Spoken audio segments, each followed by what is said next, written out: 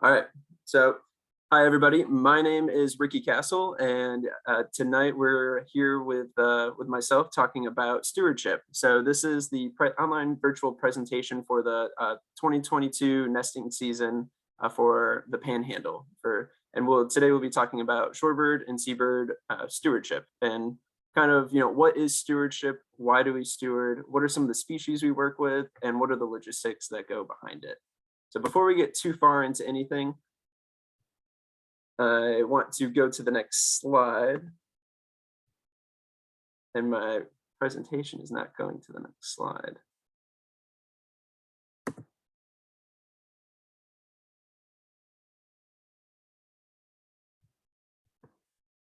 One moment, everybody.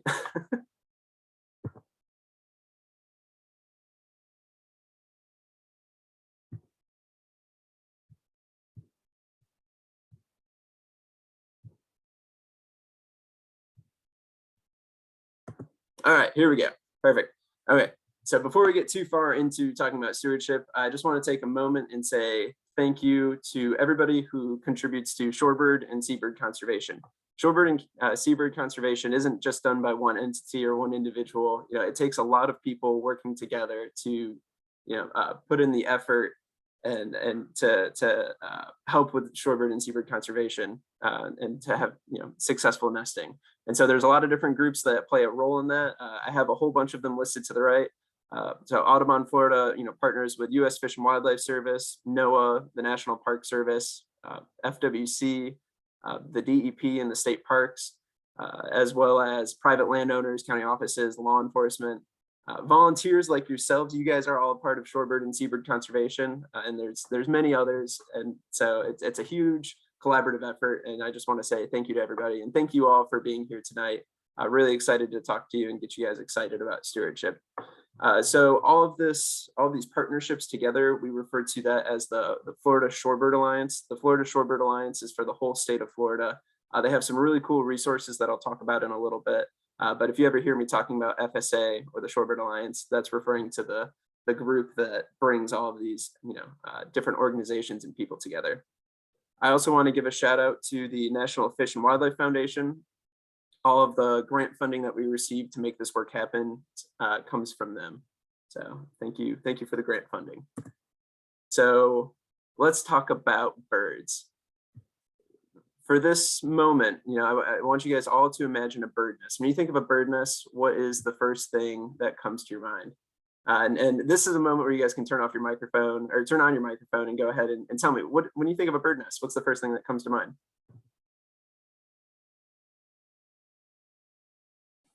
A tree. Oh, perfect. Yeah, up in a tree. What do you think, Bob? I think a little hole in the sand on the beach. Okay, yeah. Nice. Anybody else have anything they want to add? Yeah, so typically, I don't know if your microphone's working. I can't hear you guys. Try it again. Or you could type it into the group chat. If I could see the group chat right now. Okay, well, so whenever I ask this question, usually people think of, typically like a round structure made out of sticks and twigs and maybe some mud and leaves, way up in a tree. It's a nice circular shape. Well, let me show you this photo. So with our shorebirds and seabirds, they do the exact opposite of what people typically think of, with a bird nest. I'm originally from Michigan, and so my first thought was always, birds are always up in trees. Well, believe it or not, there are some birds that nest on the ground. And so our shorebirds and seabirds, we refer to as beach nesting birds. So what they'll do is they'll create a little indentation in the sand, which is called a scrape. They'll dig a scrape with their feet, and then they will put their eggs right in it. And so their biology calls for them having camouflaged eggs that blend right in with the sand. And these camouflaged eggs do wonders and are actually wonderful against predators. They blend right in, predators will go right by it, and it's awesome. The only catch to this is that these birds are nesting on beaches. And who else is out at the beach? Well, lots of people. People like to go to the beach all the time, and a lot of people just with this exercise, typically don't think of a bird nest being on the ground. So a lot of people don't know that birds actually lay their eggs on the beach. And with them being camouflaged, that makes things a little bit more challenging for, the success of these birds because people don't know that they're there. And there's a risk of them stepping on it or being too close to a nest, which causes the bird to get off of it. And in Florida, if a bird is off of a nest for too long, the sun can actually cook the eggs because it's so hot. So talking about shorebirds and seabirds, the breeding season that they have here in the state of Florida runs from February 15th to August 31st. And during that time, we'll have birds, nesting on the beach. And then towards the end of the season, it'll be just chicks. But they come all the way here to Florida. A lot of these birds migrate long distances and they'll come to Florida to for their breeding grounds, which is really cool. Florida is a very unique spot to have, this kind of stuff going and the amount that we have as well. So like I said, every nest begins with a scrape. So here is a photo of a snowy plover scrape, and you can see if you looking at it from above, it's kind of like it kind of has that same bird nest shape in terms of it being circular. And so what these birds will do, they'll actually these birds tend to walk and run rather than fly away if they get disturbed. So these birds will walk up to their nest and will create the scrape. And so what they do is actually, typically the males are the ones who always make the scrapes. And so here is a photo of two snowy plovers. This is a snowy plover pair. We have a male in the foreground and a female looking in the background. So the male in the foreground, you can actually see where that leg with the orange band is. You can see some sand flying up behind him. So he's actually creating a scrape in front of this female. And so the males will do that. They'll actually, some of them will create one scrape, some of them will create like 30 to 50 scrapes. It kind of depends on the male and how anxious he is to get nesting. And it also depends on the female and how choosy she is. So the male will make a whole bunch of different scrapes, present them to the female, and then the female gets to decide whether or not this is where she wants to start her nest. And so this is how a shorebird nest, gets created. Seabirds will also do the same thing. Seabirds are black skimmers and least terns. They'll also create a bunch of different scrapes, and they'll scrape all over the place. So in Florida, we have approximately, I think it's 23 species of birds that we refer to as beach nesting birds. Of those 23 species, we have 5 species that we take a special interest in. Those 5 species we refer to as the 5 focal species. So in the state of Florida, there are 5 focal species that we really focus on and have a lot of efforts around to collect their information. So going from the top left corner, we've got the American oyster catcher. That is a bird that nests here in the state of Florida and very much so in the eastern part of the Panhandle. In the bottom left, we've got the black skimmer. We have black skimmers that nest all across the Panhandle from Navarre and Pensacola all the way over to the Carabel area.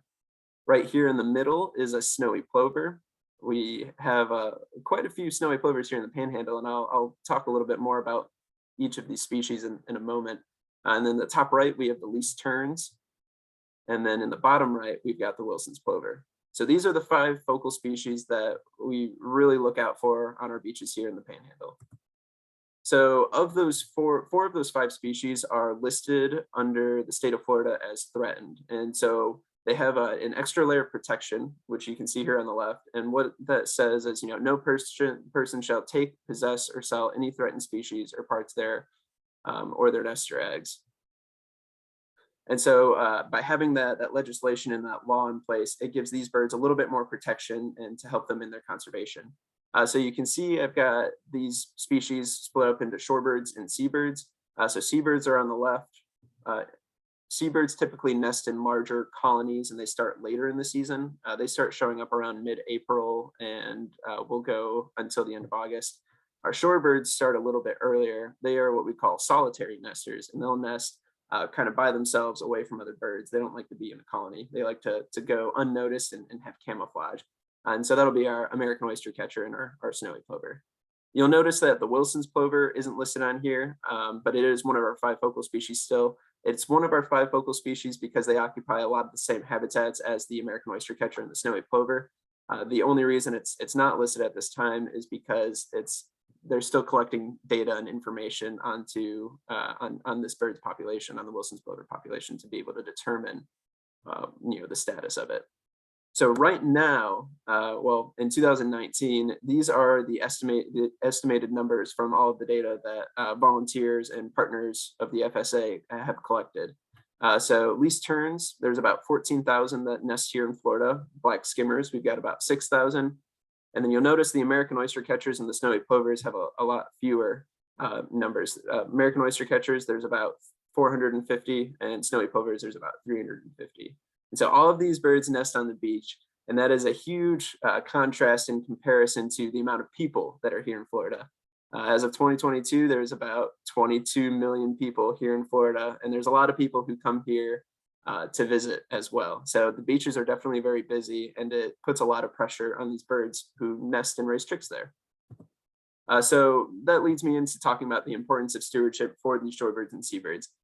There has been, in recent years, a decline in the numbers of a lot of these species due to many threats to their populations. And so a big one is has been a decline in suitable habitat. So with all of the people that have been moving to the coastline and want to be on the coastline, there's a lot of, buildings and houses and just overall development that has taken away nesting habitat from these birds. Partner that with sea level rise, with just water levels being higher than they normally are. There's a lot less beach even then and continuing for these birds. So they definitely have a lot of troubles in terms of having suitable habitat. With more and more people moving to the coastline and moving to those areas, there's also an increase in predation. Coyotes and raccoons and crows and laughing gulls, they like to be around where people are. They are what we call opportunistic. They are always looking for an easy meal, and those people tend to allow garbage and other things to get away from them. So those animals tend to do really well. Well, in those areas where those animals are doing really well, there's also the opportunity for them to either harm sea turtle nests or even shorebirds and seabird nests. Another thing that has been trouble for our birds that nest on the beach are disturbances. I mentioned it a little bit earlier. As people and dogs walk by, or even vehicles drive by, this causes birds to flush. And so when I say flush, I mean that's when the birds all get up and fly away. And so birds will use a lot of extra energy that they could be using for either migration or for rearing chicks or incubating their eggs. They're using all this extra energy on trying to escape from what they think is danger, and that has a negative impact on their overall success and survival. And another thing to note is as birds get away from their nests and they leave their eggs or their chicks exposed, it can actually get those eggs can cook because it gets too hot. So that is why it is important for having volunteers like all of you who are interested here tonight to go out there and be stewards and talk to people about these different birds and the disturbances that have an impact on them. And let's see, I finally figured out where my chat is, and let's see. Oh, cool. All right, yeah. So moving on, we're talking about what is stewardship. So I've kind of thrown that term around, and it's not like a common term. So everybody kind of has their own thoughts, like, well, stewardship, like what does that exactly mean? And so here I'm going to kind of give you guys like a general, like this is what stewardship is, and this is what we plan to do out on the beach.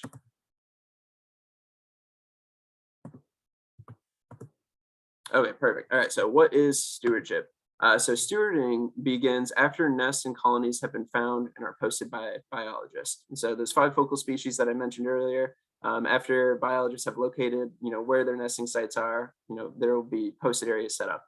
A lot of the Panhandle was pre-posted for our snowy plovers who nest here, and the seabirds like our least terns and black skimmers are still coming, so we haven't posted their sites yet, but once they show up, it'll be all hands on deck to get those sites posted. So after those sites have been found and they're posted, you will be stationed at the different nesting sites. So when you're at the nesting sites, there will be 2 important tasks that stewards carry out. And so the very first thing is public outreach and education about nesting birds. So the reason for having stewards out there is to make more people aware of these birds. A lot of people have no idea that these birds exist or that they even nest and raise their chicks on the beach. Typically when I run into people out on the beach are always, I was like, oh, did you guys see those birds back there? Like, oh yeah, all the seagulls. And it's like, usually everybody talks about seagulls. And it's like, well, gulls are a thing and they're definitely out there, but there's so much more, between terns and skimmers and plovers and sanderlings and sandpipers. There's a whole lot of different things that people don't know about. So by being a steward, you can share some of that information with them.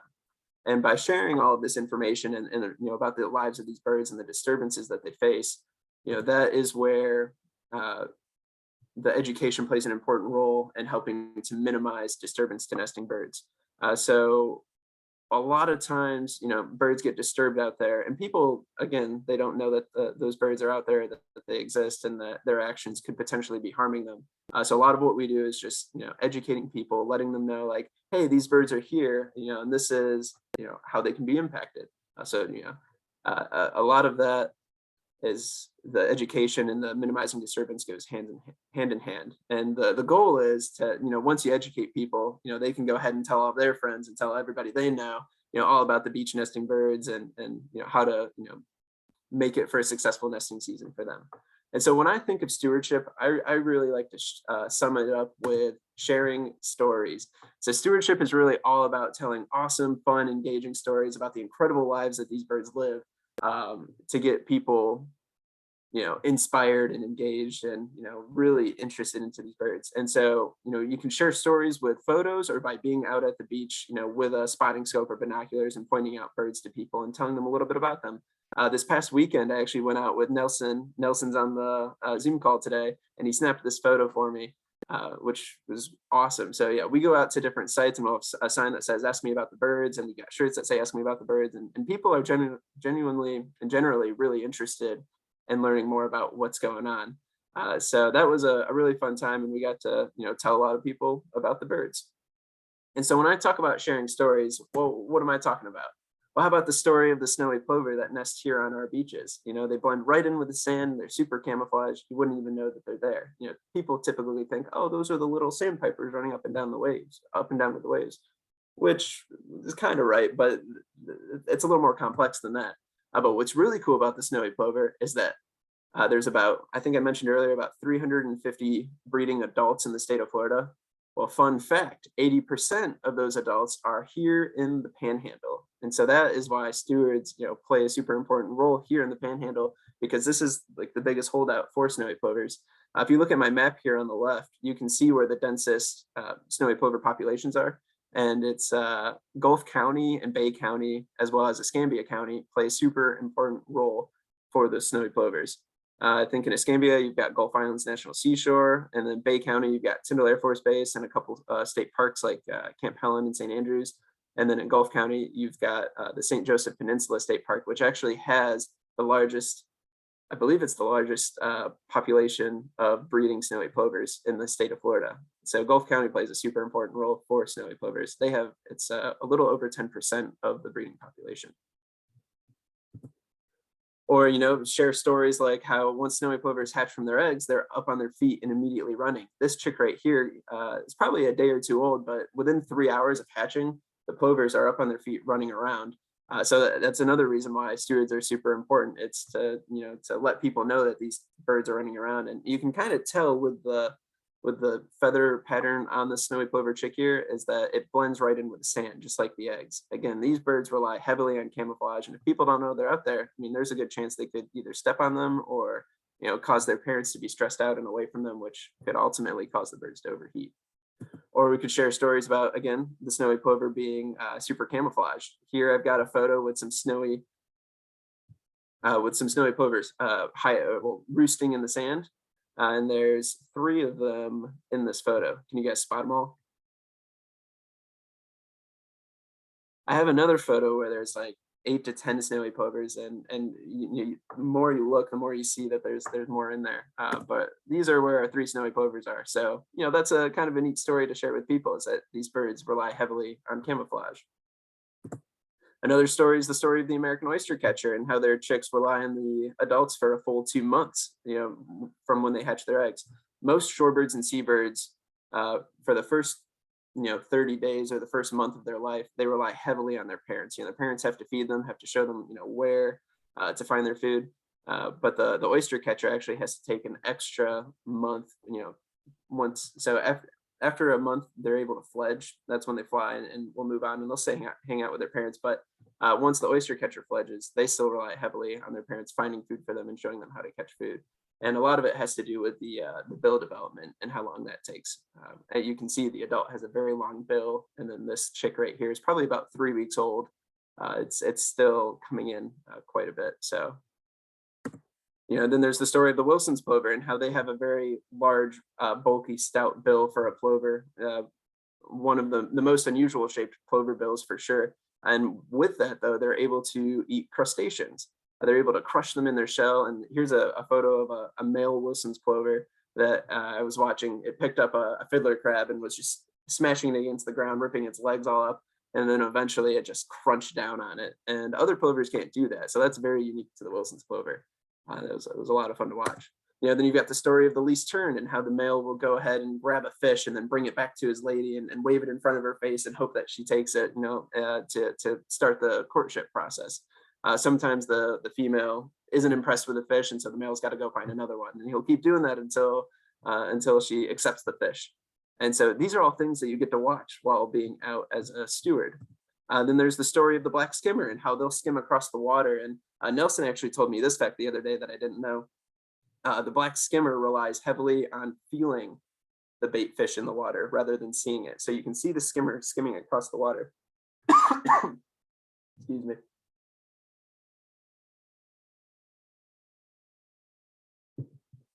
And as it skims across the water, sometimes they'll skim like up to 100 feet, and they'll pick up a fish, and then they'll bring that fish back and feed it to their chicks. What always cracks me up about this photo is that is a huge fish. How on earth is that bird going to eat that? And believe it or not, you'll watch it stuff it down. They'll eat it whole.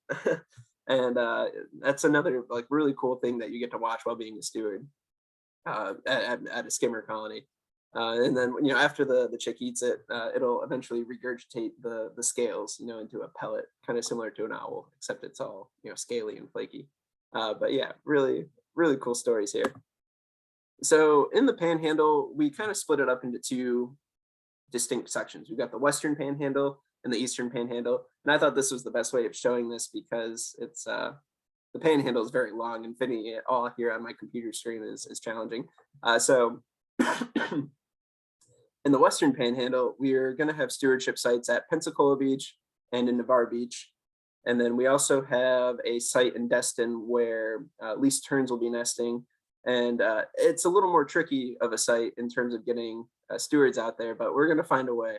And then we'll also have stewarding going on at Camp Helen State Park. And Camp Helen is right on the border of Walton and Bay County.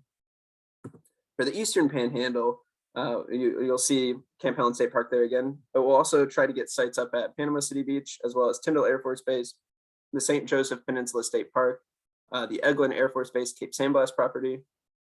And then we're currently talking to the park rangers out at St. George Island State Park. And then Phipps Preserve, which is at the end of Alligator Point, is another area where we want to get stewardship started. So these are all of our sites that we have across the Panhandle. And a thing to note about all of these different sites is that they're all a little bit different. So stewarding will look all a little bit different at all of these sites. And with that said, there's going to be more trainings at all of the sites to go over site specifics. And I'll talk more about that in a moment. So let's talk about logistics. What do we provide for you in terms of what does Audubon, Florida, have for the volunteers to be able to take out to the stewarding sites?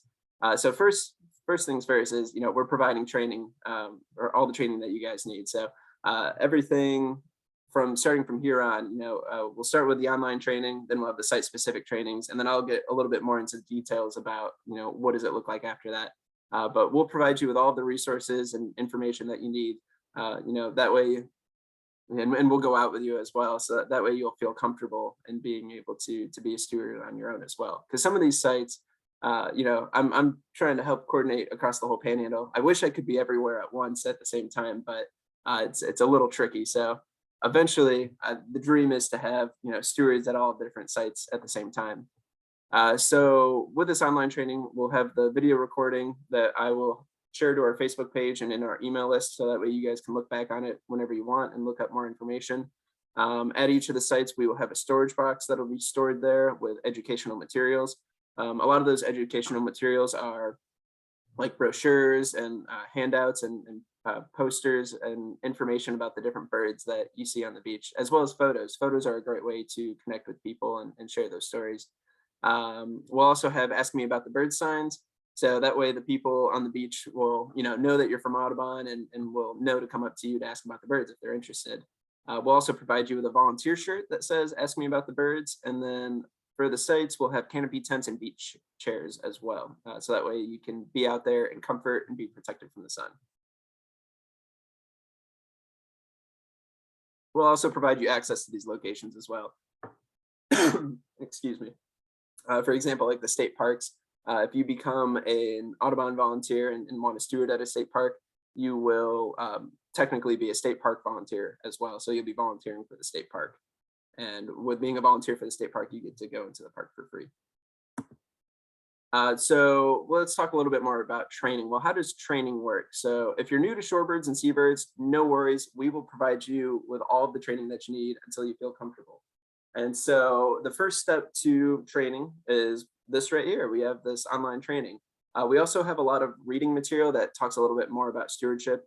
We have some papers called like Beach Stewardship 101, and it goes over kind of everything we're talking about here, but it's all written down in one place. So I'll be sure to send that to everybody who's attending tonight, so that way you guys can brush up on those. The next step to training is having a site-specific training. So that's where we'll go out to the different sites and go over, what exactly, how will stewardship look at this site? Because it is a little different. For example, at like Navarre Beach, we have the causeway where there's a black skimmer colony. Well, there you can just park your car along the side of the causeway and then just go ahead and start stewarding. But at like a place like the St. Joseph Peninsula State Park on Cape San Blas in Gulf County, you actually have to get to the park and then you have to drive an ATV 9 miles down to the end of the peninsula where the stewardship training is. And so the park staff will give you training on how to drive an ATV, but that's just an example of how sites will differ in terms of specifics. So after we do the site-specific training, then I'm going to do my best to work with you guys to find some time. That way we can go out to all the different sites and we can steward together, and I can kind of show you, what I talk about and go over just different information with you and ask, answer any of the questions that you may have. And then step 4 would be to continue going out and joining, other experienced stewards that have been, doing it for a while or feel comfortable with being out on their own. And then you'll do that until you're comfortable going out on your own. And then the last step is to steward and share with others. All the information that you're learning, go ahead and share that with other people. People are, really enjoy learning about their local environment. And, this is a great way to share that information.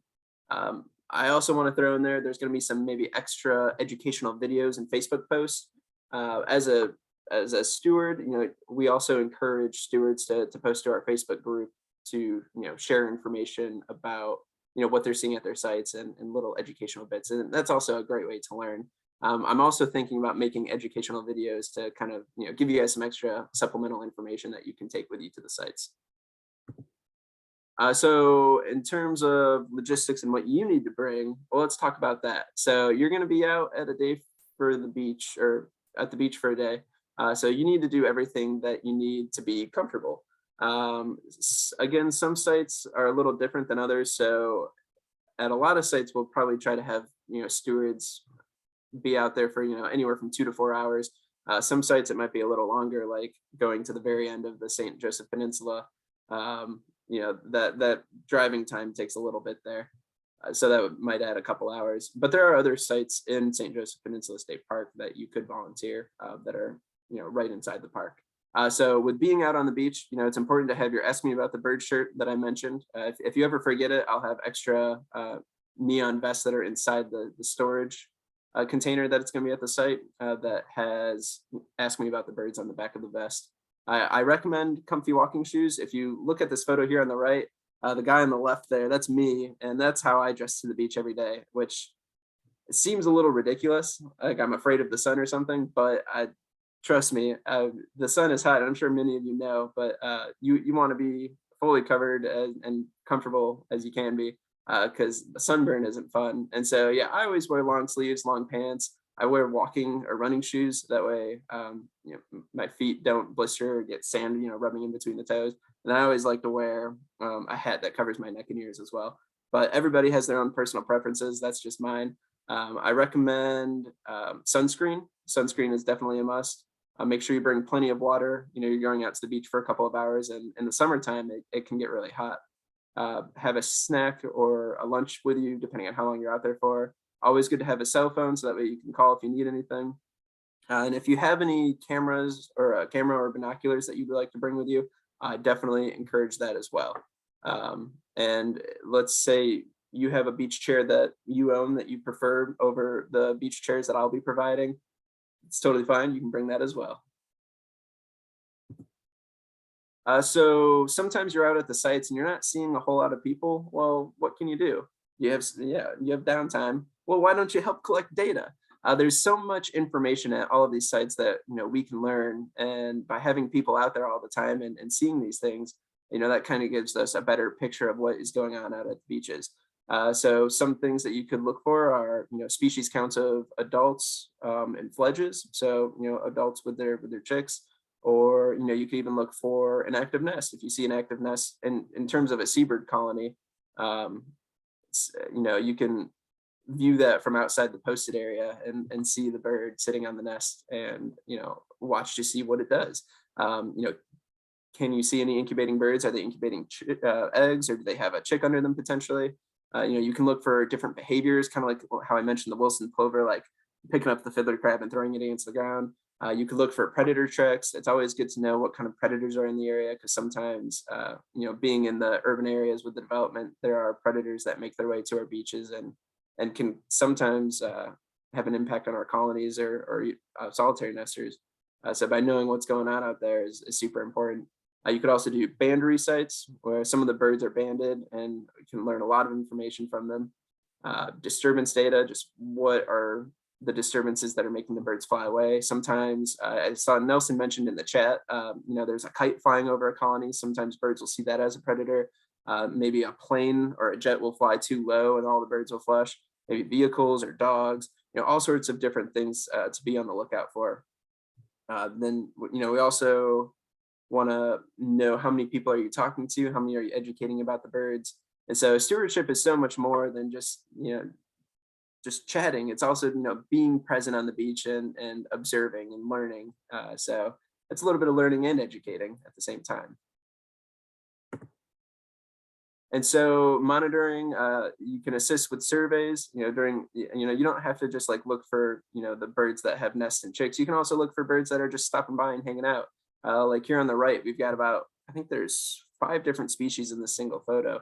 And a lot of them, some of them do nest here, some of them don't. Like we've got a large herring gull in the middle with some forester's terns and a Bonaparte's gull. Those are just birds that stop by, but it's kind of cool to be able to see that and, learn about them and share their story with people.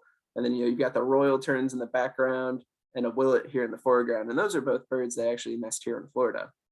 Then there's the story of the American oyster catcher, and then, other birds here at the site at the Old St. George Island Causeway. There's just a lot to see. And if you're interested in actually getting out with biologists and surveys, doing surveys too, we can actually arrange that. Just let us know. Monitoring for predators. So again, knowing what predators are out on the beach is super important to helping, conserve and monitor the birds. And so in each of the stewardship packs for the educational materials, there's going to be a binder, and in that binder will include the FWC pocket guide to animal tracks.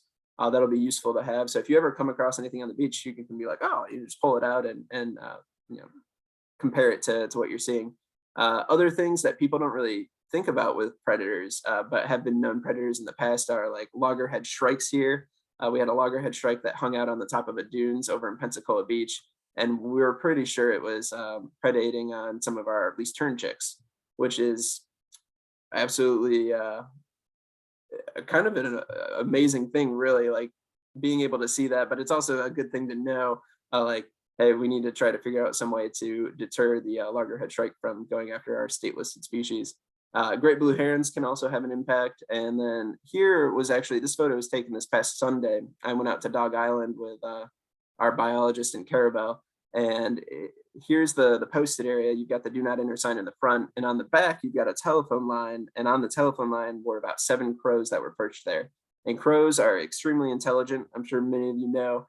They will get into anything they can and can actually like read human behavior really well. So they'll actually hang out at nesting sites, and they're very sneaky, and they'll try to steal chicks or eggs away from the adults. So that's a good thing to know if you ever see those at the sites. That's information that we'd like to know. More for monitoring. I have a question. Yes. With those predators, how much do you just have to let nature run its course, and how much do you protect the birds?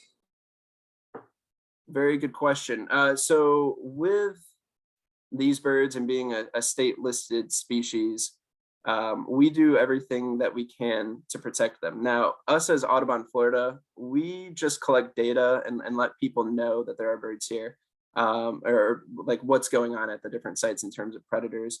And so FWC actually has a predation management program. And so we get in touch with them, and then they make the decisions as to how they're going to handle the predation.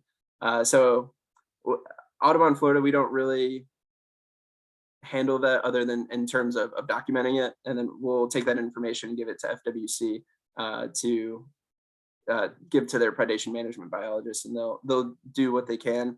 For the most part in these urban areas, a lot of these, I guess, predation events that happen they aren't really natural events that I guess would happen in terms of like raccoons or feral cats or crows or gulls, just because a lot of those numbers of those animals, their populations have increased a lot because of humans and human development. So there's, I guess, a little bit to that too. And then, feral cats aren't domestic at all either. Or sorry, aren't wild. They're domestic. So that's definitely something that is good to know and document, and to get FWC's predation management brought into. I hope I answered your question. And there are some events where I guess you could say that it's, we kind of let nature take its course, like with loggerhead shrikes. I mean, there's not really much that we can do about loggerhead shrikes, and that's a natural predator whose population hasn't really been influenced by people. So I guess there's an example of that right there. So other things that you can look for while out there are monitoring banded birds. So banded birds have a unique band combination, and you can actually photograph these. On the left-hand side here, we've got a piping plover from Navarre Beach. On the bottom left, we've got a red knot from Eglin Cape Sandblast, and both of those birds are federally listed. They don't nest here, but they're federally listed as, I think the piping plover is endangered and the red knot is threatened. They are a shorebird that will stop by on our beaches and hang out here during the winter months. But on their way to their breeding grounds up north, they'll stop here. And then in the right side of the screen here, we've got snowy plovers. So snowy plovers are, the Panhandle is a very important place for them. So a lot of them are actually banded here, and we're able to, keep track of their numbers and learn about individuals and their movements by having them banded and having volunteers out, taking photos and documenting where these birds are. So with all of that information, how are we going to kind of collect that and keep that in a, one singular spot? So recently I created a stewardship activity log. And so this log will collect all of the information about, what you guys are seeing out on the beaches, like the number of people educated, number of dogs present, types of disturbances you're seeing, predator tracks, what other birds are you seeing? Are you seeing any banded birds? And keep track of your hours. The most important things that we're really looking for are, the number of people that, you guys are talking to and sharing these stories with, and then how long are you guys out there for? A fun fact, if you're out at a state park and you get like a certain amount of hours volunteered at the state park, I believe the state park will actually give you passes for free entrances into any of the state parks. I think after like 50 or 100 hours, you get like 2 free passes, I think. So that's something to keep in mind as well. And so what's really cool is that in all of the stewardship binders where we keep the educational materials at the sites, I have an image, or like this sheet here on the right, that has the QR code. And so actually, why don't you guys all take your phones out real quick and try scanning this QR code? And so To scan your QR code or a QR code, you open up your phone's camera and then you hold your camera right over it and center it on the screen. And once the camera recognizes it, it'll actually send, like, a link will pop up at the top of the screen and you can click on it. And when you click on it, it'll bring you to the online website. So if you guys all want to try that really quick, that would be wonderful. We also have paper copies. So I know some people may not want to do the online version, and that's totally okay. I'll have a notebook with paper in each of the boxes, as well as a printed version of this log. So that way you guys can still get the information and send it to me.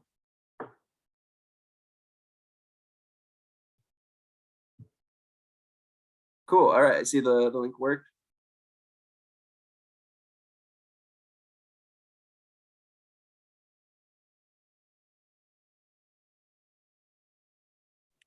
I'm actually on my phone, so I can't scan it right now. Oh, okay. All right. No worries. Yeah, I'll also be sure to send out a link too, so that way everybody can try it out via email. I'll send an email link out. And so, yeah, the cell phone version and the computer version looks a little bit different. Let's see.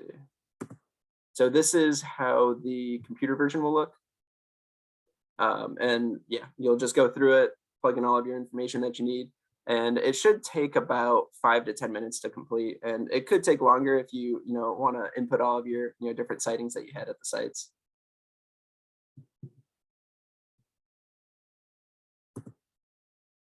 So a little bit more about logistics, how to sign up. So I'm going to create a Google Sheets document that I'll send out to everyone in our weekly updates. And on that Google Sheets document, you'll be able to go in and sign up for a stewardship slot. And so again, each site will look a little bit different, but it'll be in like 3 to 4 hour increments of going out to these sites and signing up for that. And so that way you can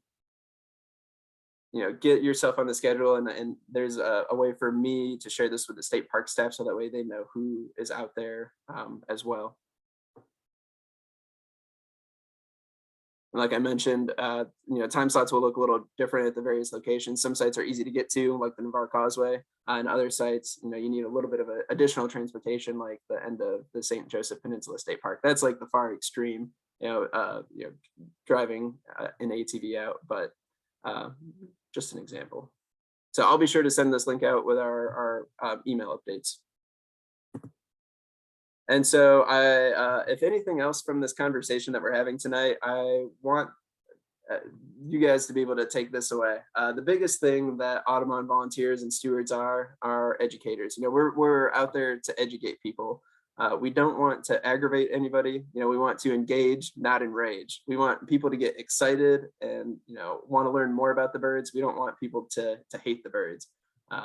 Sometimes at some sites, in previous years and other places, I know landowners or people don't like the birds and don't want them to be there, and they'll come up to you and they'll be negative. It doesn't happen very often, and I don't know of it happening here too much in the Panhandle. But down south in South Florida, like around Tampa, I know they get a lot of issues with people trying to get the birds to leave, which is a no-no because they're state listed and protected under state law. And so we're not law enforcement. I saw in the chat somebody mentioned about a number to call when you see dogs on the beach. That number is right here. So let's say you have a negative interaction and people aren't listening, or they're causing a disturbance and they just keep doing it. They're not listening to you at all. Best thing to do is to step away. Make sure you give me a call or a text. My number is here on the on this PowerPoint right here, the 734 number.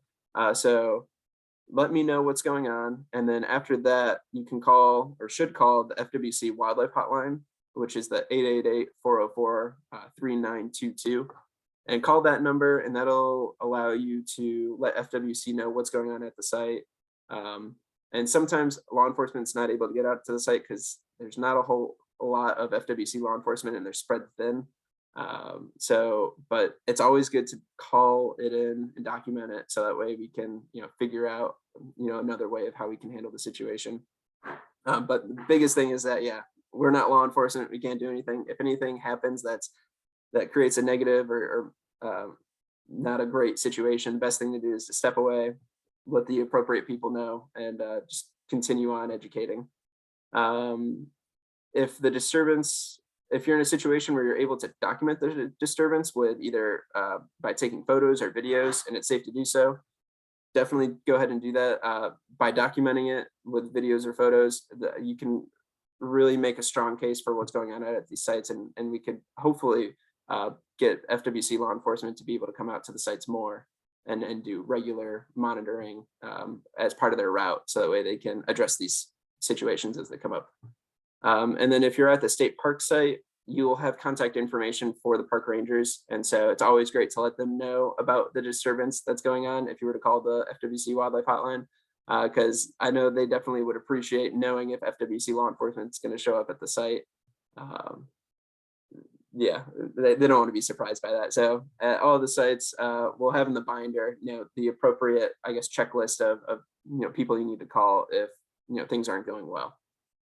But most of the time, I would say 95 to 99% of the time, we have positive interactions. People are interested. So other contacts to have while stewarding, I mentioned well, I gave you guys my number, and I think everybody on this Zoom call has my email as well, but if you don't, it's right here.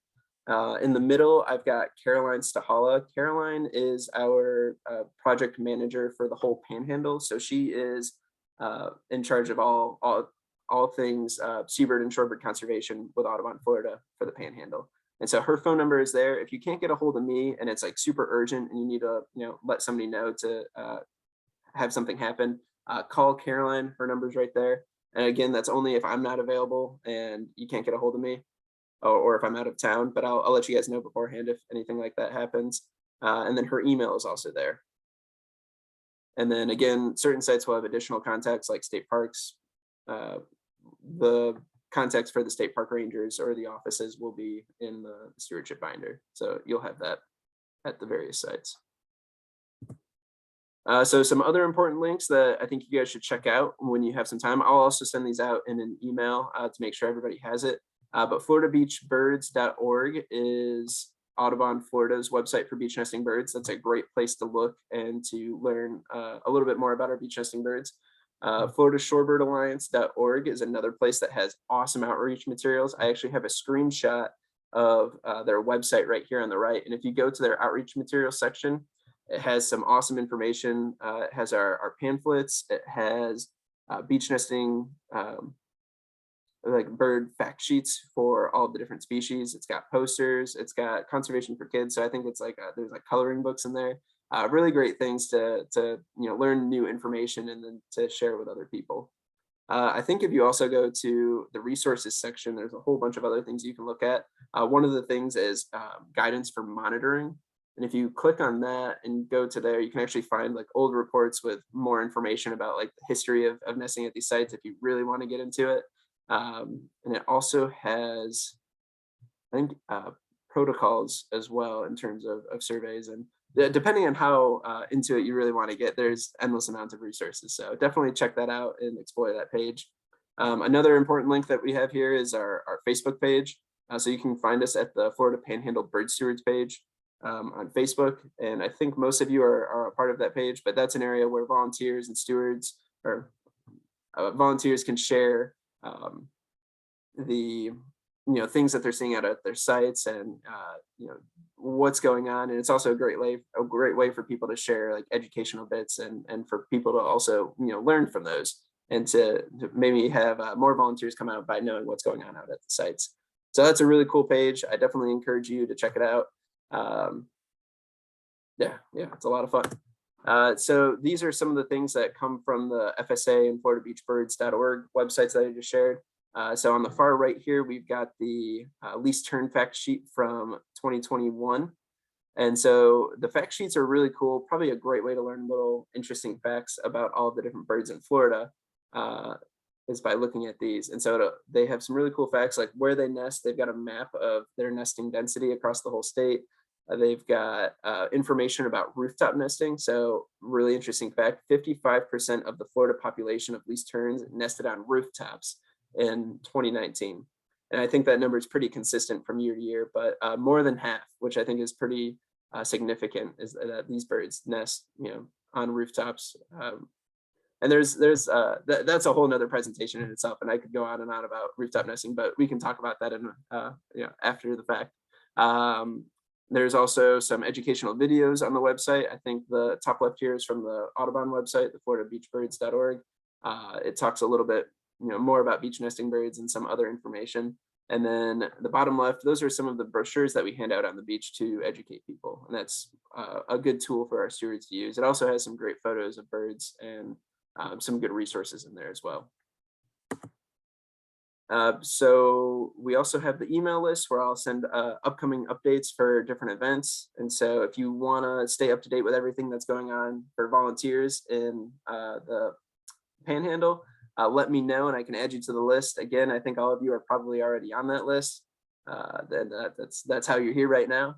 But so for some upcoming events that we have, on April 8th, we have our site-specific follow-up training at St. Joseph Peninsula State Park. So that's this Friday at 1 p.m. So if you're interested and you want to come out, come find us. If you want to volunteer at that site and you can't make it that day, just send me a message, let me know, and we can schedule another day to get out there. Same with Camp Helen State Park. We are having a stewardship on-site training on April 16th at 9 a.m. April 16th is a Saturday. So if either of those sites interest you, let me know and I'll expect to see you there, or we can find another time to get out there. We also have the other sites listed. I'm still working out fine details in terms of when we're going to have the site-specific trainings at those sites, but they'll be soon and most likely on the weekends, because I think that's when more people are free. And so, yep, here's my contact information again too, if you need it, in the bottom left. So some other things that are coming up, posting nesting sites. So the seabirds, like the least terns and the black skimmers, are showing up soon. So by the end of April, we'll be posting those sites, specifically more so in Destin, Navarre, and Pensacola. So if you want to get engaged with that and help with posting the site before you steward it, that's great. And so stay tuned for updates, and I'll be sure to send out emails for when we plan on doing that. And then we also have another volunteer opportunity where you can help monitor rooftops. I believe I saw David here on the call today. So he is our new rooftop biologist. And after we finish up here, I'll actually have him take a moment to turn maybe his camera on and wave and introduce himself. But we do have rooftops across the Panhandle, and David will be in charge of monitoring those rooftops and organizing volunteers for that. And so if you're interested in helping with rooftop nesting, send me an email and I can put you in touch with David. And so that is everything that I have about stewardship for now. Let's go ahead and, I guess, discuss and have a conversation if you guys have any questions. I know I just threw a lot at you, so I do apologize. Let me stop screen sharing and we'll come back here.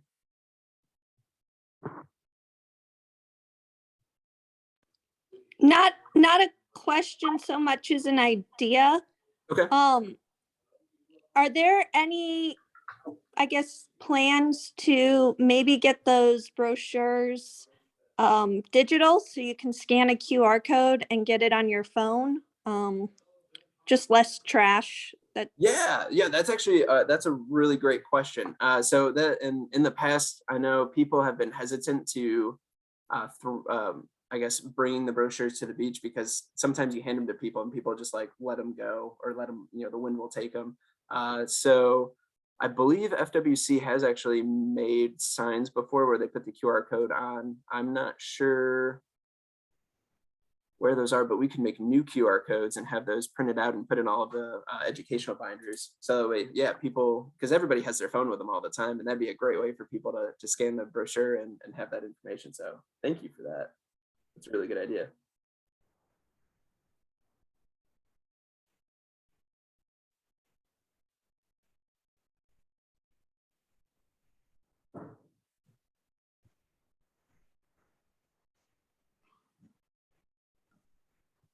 Oh, cool. So David mentioned in the group chat for Escambia County, they have a animal control person. So if you ever have an issue with dogs on the beach, that is the number for Escambia County. So if you look in the chat, it looks like it's 850-595-0097. So that is another number that you can call. I think Navarre also has an animal control person as well, and I'm not sure what their number is, but I will be sure to figure that out before we really start stewarding. Yeah, we had one here at Pensacola Beach, and then she retired. And this is why I'm trying to find out what's going on, because the dogs are everywhere. Yeah, dogs are everywhere, and dogs are actually a huge problem over in Pensacola and Navarre. I survey out at Navarre Beach right now, and every survey I see at least 3 or 4 dogs on the beach. And I know it's a challenge.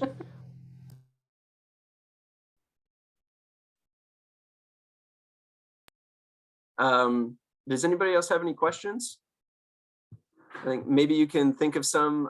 David, if you want to go ahead and share your if you want to turn your video on and just introduce yourself real quick, that'd be awesome.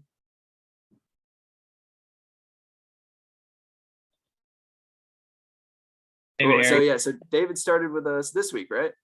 Yep. First day was on Monday. I'm the rooftop biologist from Escambia County. Looking forward to being on the crew. Yeah, we're super excited to have you join us. Yeah, so I'm at some point, I know David will probably be looking for volunteers for once the lease terns start nesting on rooftops. So when that happens, we'll be sure to get in contact with all of the volunteers and help him out. So Lori asked, how late in the season will stewardship continue? So stewardship is really going to start picking up around this time, like mid-April, and it'll go probably until beginning to mid-August. Some sites will finish up sooner than others. Last year, Navarre Beach was I think it was the last site in the state maybe, where the causeway was active with black skimmer chicks until like mid to end of September. But for the most part, a majority of the stewardship and when we really need it is end of April to probably beginning of August. That is like the most critical time for when we have eggs and chicks on the ground. Now stewardship, there is the option of having stewardship year round too, but it looks a little different during the non-breeding season from September to February. But there are lots of opportunities to go out and look for other species on the beach like piping plovers or red knots and to talk to people about them. And I know, Lori, you've been out there chatting with people out on Navarre Beach, so I really appreciate that and all that you do, as well as all of our other volunteers that have partaken in helping. So thank you all. So on 4th of July and Memorial Day, so Lori asked another question. Those are the biggest holidays, and that's really when we really want stewards out, because that's when everybody wants to go out to the beach. So for the most part, with Memorial Day and 4th of July, we try to get people out at all of our sites, during the day to talk to people. And then at nighttime, there are some areas that do need some extra attention. That just depends on where people are going for the fireworks shows and people setting off personal fireworks. So at Navarre Beach, I know they have a fireworks show that goes on off at the end of the causeway. So we always have stewards there throughout the night to make sure that people aren't setting off fireworks, by the skimmer colony. And so, yeah, there are a little bit more, I guess, specifics that we'll get to as we get further into the season. But yeah, that's a very good question.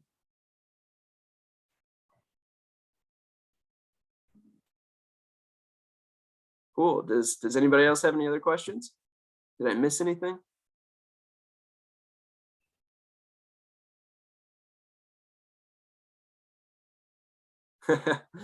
Okay, yeah, there's a question about vehicles on the beach in Gulf County. Gulf County is unique in the sense that I think that's the only county we really have here where people drive on the beach. I think Walton County has permits as well, but over in Gulf County, that's more of a thing we'll talk about, I guess, at the site specific training. But we can try to chat with people. It's hard when they're driving on the beach and they drive right by you. But a lot of what we'll try to do is to position ourselves in an area where the people can't drive through the birds, so they'll have to drive around us. So I guess in a way we'd act as like a barrier. So that's one way of handling it. Another way of handling it is trying to talk to maybe the Gulf County, I think Chamber of Commerce, and see if they can actually hand out educational information to people when they get their permits. That's another thing that we're working on. So, very good question. Cool. Well, I want to say thank you to everybody who came tonight, and I really appreciate all of your interest, and I'm looking forward to a great season with all of you. Thank you. Yeah, you're welcome. Thanks for coming. Thank you, Ricky. I'll be in touch tomorrow. All right, sounds good. Thanks, Bob. You bet.